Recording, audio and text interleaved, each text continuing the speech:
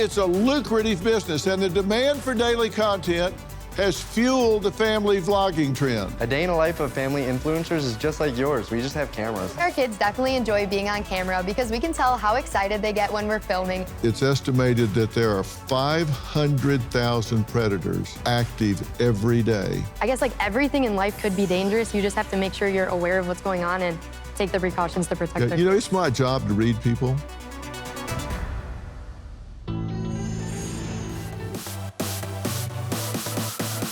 Today we're letting Noelle choose everything we do. A day in the life of family influencers is just like yours. We just have cameras. We do everything as normal. We just film while we're going about our day. Our kids definitely enjoy being on camera because we can tell how excited they get when we're filming and when they're watching back the videos that we've made. This is tiny and cute. Especially our daughter. People ask us all the time how we shield our kids from negative comments, but they can't read, so we don't have to shield them from anything. Go to ice skating. Ice skating? Let's go. Okay. Our response when people tell us that we shouldn't post our children on social media is that it's our personal choice to post our kids, just like it's everyone else's personal choice whether they want to post their children or not. Oh, yeah. A lot of people ask us if our kids benefit financially from us posting online, and the answer is yes.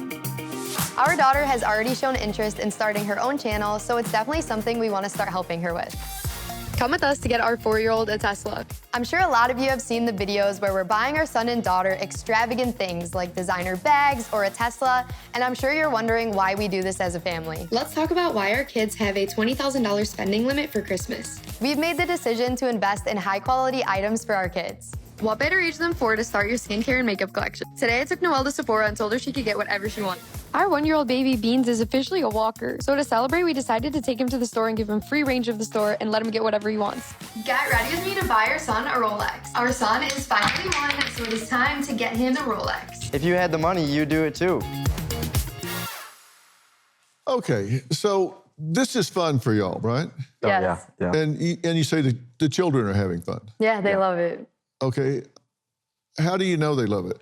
Well, our 4-year-old, she's almost 5 now. She expresses to us that she loves filming with us. She'll say, like, we should make a vlog. She'll watch them back. She'll ask to watch back, like, our long-form YouTube videos.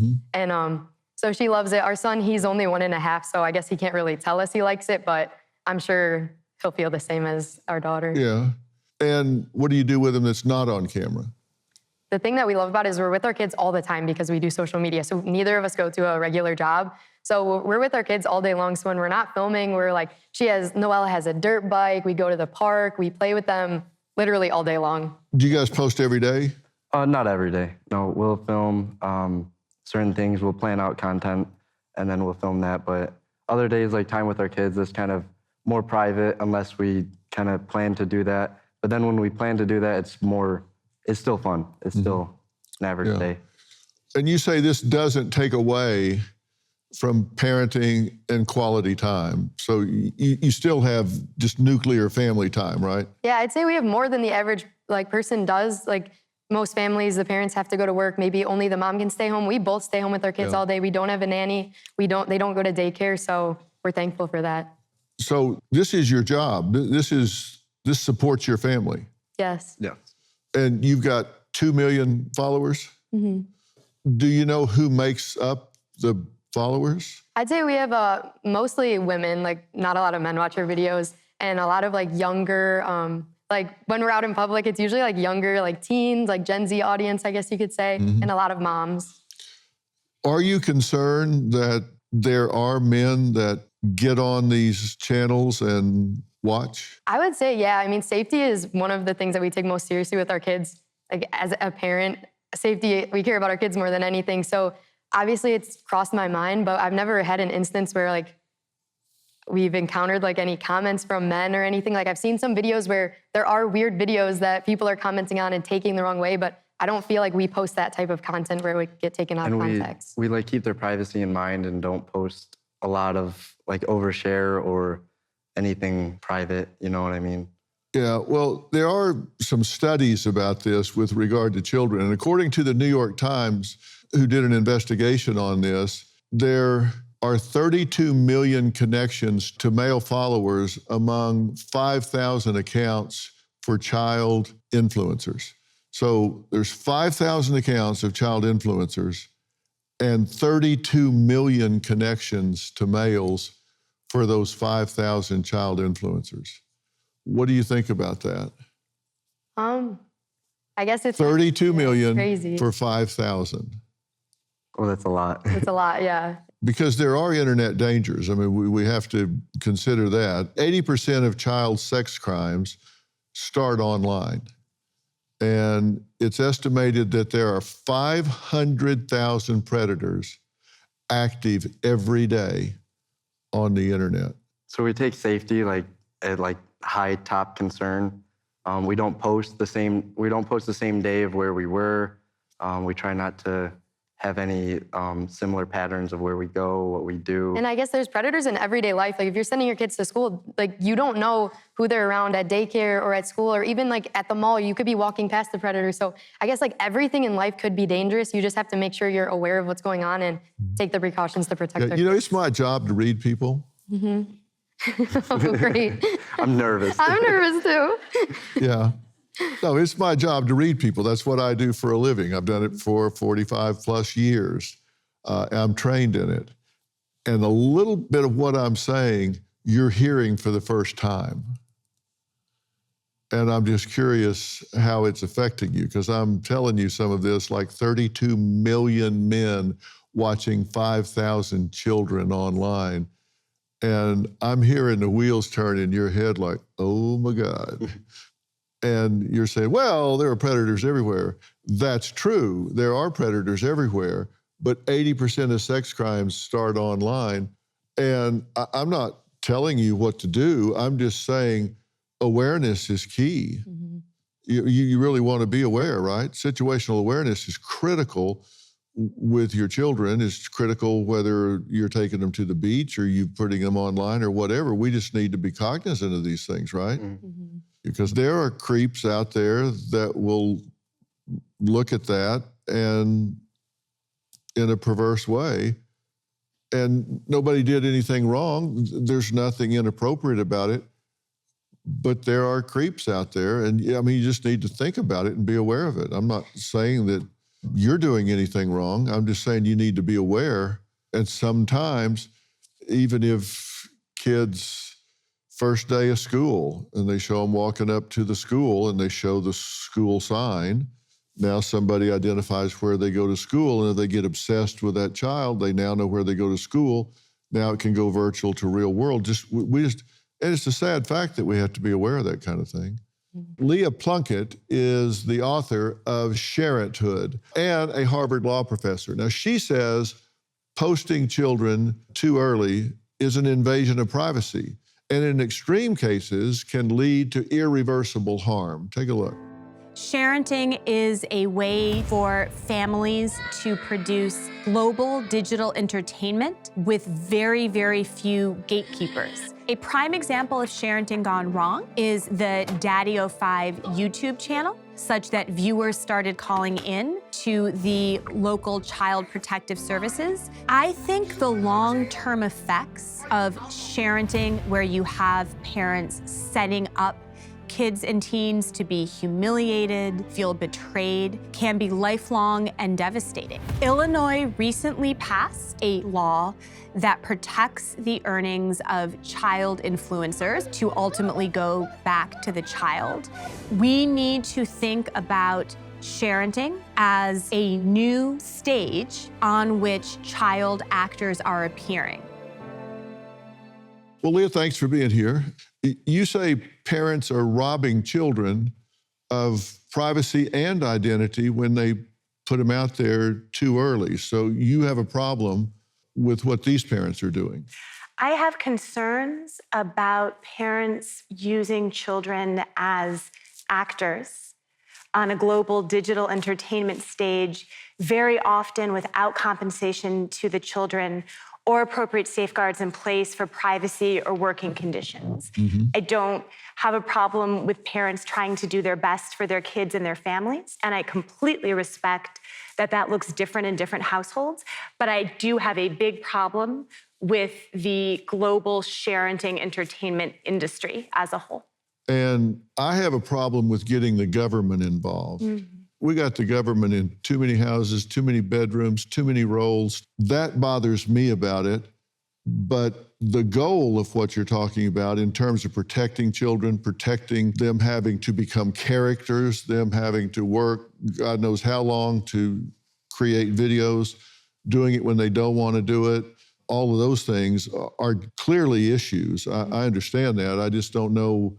I mean, we have Coogan laws, right? We have to have teachers on site and things like that for child actors and that sort of thing.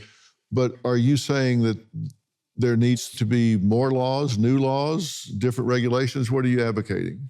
I'm advocating for ethical, practical labor law reform to recognize kid influencers as child entertainers once we get to a certain threshold. I'm not advocating that we are sending teachers or other professionals on site into family homes. We have a child abuse and neglect, a child welfare system that is separate from child labor law that can be activated appropriately when necessary. But I do think that we need to recognize that we are well past the point where sharenting is just mom, dad, or other caregiver thinking a kiddo's cute and wanting to share it with a few folks, maybe a few hundred folks. This is a billion-dollar global digital entertainment industry that needs ethical, practical labor law reform similar to Coogan laws. Yeah, now when the Coogan laws were implemented, this area didn't even exist. That's correct. So it didn't take that into account. And oftentimes when we enter into contracts, or at least when I do, if I'm licensing something, I'll say this is for television, radio, et cetera, and all other mediums known and unknown, because I'm figuring by the time this gets played out, they're going to come up with something I haven't even thought about, but that's not what happened with these laws. That's not what is happening with these laws. At this point in time, only one state, Illinois, has signed a new law into effect that does ethical, practical labor law reform for child influencers. Prior laws that related to child entertainers that are on the books in many but not all states do not cover the sharenting industry. And how is this going to be enforced? The way that the Illinois law would work, it is requiring not any sort of privacy rights or any sort of workplace conditions. It is about requiring, they're calling them vloggers or vlogging families in Illinois. It is about requiring an accounting and a distribution of a certain percentage of gross earnings for content that really is anchored in the child performer into a trust account to be distributed to the minor upon obtaining the age of majority. The minor could bring a civil lawsuit against parents for knowingly or recklessly violating these trust requirements. But this is not government overreach. This is practical, ethical accounting for a family business that is making a significant profit. Yeah, so in order for it to hit the radar, somebody has to run up a flag, and say they got to like sue their parents or something, or it's not going to hit the radar. That's what it looks like right now, but I should say the Illinois law has not gone into effect yet. And so we are all going to be watching and learning together to see how it evolves over time. But that's correct. We're not talking about some sort of widespread government surveillance of the family business of vlogging. We're talking about ethical, practical accounting and trusts and financial distributions to child entertainers who appear on a home stage. Yeah, got it. Parasocial relationships happening on these apps are completely wild. But especially when it comes to strangers in their relationship to children. You put your legs in the cup holders, and now what? Strangers are invested in the lives of children they have no relationship to. A stranger requesting a toddler be styled in a particular style of outfit, and then the parent creates a whole video where they are dressing this toddler in the way the stranger has requested. Can you get out? No.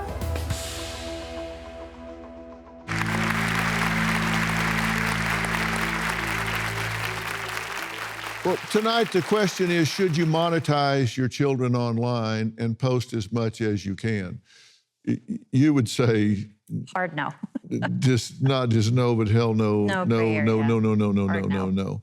And you say if you're going to do it, you need to do it with some guidelines in mind, protect the children, protect the money for the children, and protect their environment in which they're working. I would say that if you are setting up a sharenting business, you should set it up the way you would any other family business or any other small business.